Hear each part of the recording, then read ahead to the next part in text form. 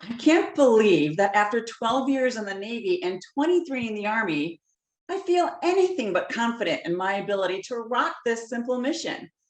How dare I be unnerved? Bombs in Iraq and Afghanistan? Mild compared to the fear of bombing on stage. See, it's the night of our long form improvisation graduation show. And all I gotta do is introduce our team and get a single suggestion from the audience that inspires a monologue from one of our other 5 team members, and then take part in the scenes we'll create together, riffing off that monologue for the next half hour. Easy peasy. I had no idea what I was getting into when I signed up for my first class. It took months of improv training for me to get out of my military head and trust myself in a whole new way. The show began easy enough. I started, "Welcome to our graduation show. We are the Chariots of Almost Fire. My name is Karen, and the rest of our team is," I do the Vanna White arm sweep to the back line, and they each spout off their name. I turn to the audience and I say, "I need a suggestion of your favorite aroma." I'm praying someone will say bread, because I have fond memories of making bread with my mom and older brother when I was a kid. And it's important to have real life stories in your back pocket when you're doing long form improv. Back then we kneaded the dough by hand. Then we covered the bowl of dough with a damp dish towel and stuck it on the bathroom floor in front of the heat vent to rise. Don't judge. And I used Betty Crocker's 2-finger method to test the dough's readiness, and my brother punched the dough down with his fist. And then, oh, come on! The smell of dough rising, oh, I love it. And even though Mom died when I was 12, bread making is definitely my go-to memory of her. But back on stage, nobody says bread. Instead, the only words I hear are Old Spice. Are you kidding me? I turn my ear to the audience as if to will someone to shout anything other than Old Spice, because that catapults me into memories of my father, a much more complicated relationship. Like, "It was a dark and stormy night." Somebody? Anybody? Oh, for the love of God, would somebody please say bread? There was nothing. Well, let's settle then. Just like we practiced, I raise my arms out to my side, and together all 6 of us repeat the suggestion, "Old Spice." And I silently add, my father's favorite aftershave.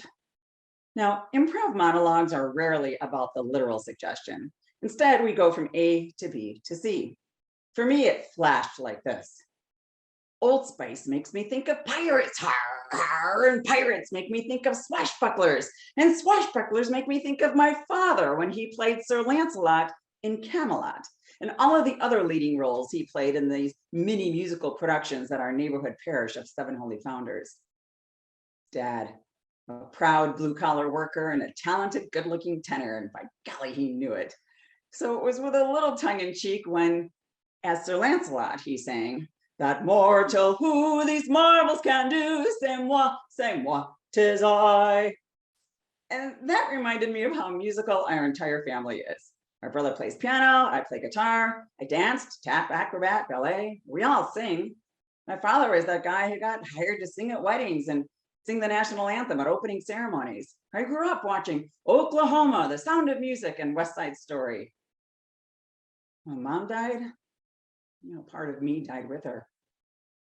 Dad married the wicked bitch of the West, who made it very clear that I was not wanted, starting with the big blue suitcase she threw at me. I was too sad to keep dancing. My brother moved out and took the piano with him, and there was now nobody between me and my father's leather belt.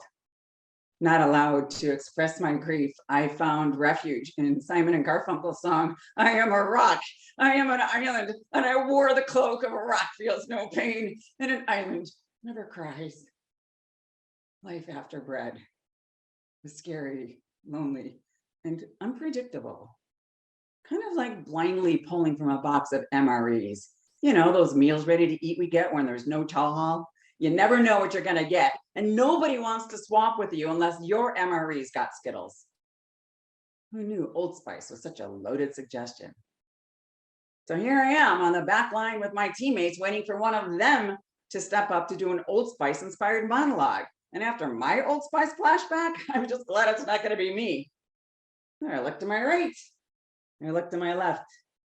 Nobody is moving. Wait, what? No. You don't get to leave this with me. That's not how this is supposed to go. Ah!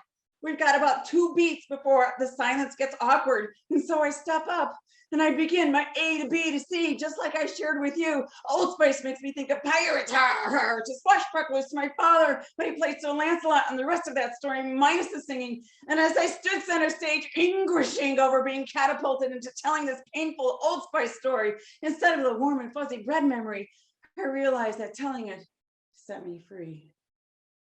Free to drop the rock and island cloak of lies that served to protect me at the time. Free to imagine my mother saying, "You grew up so well without me. I knew you would."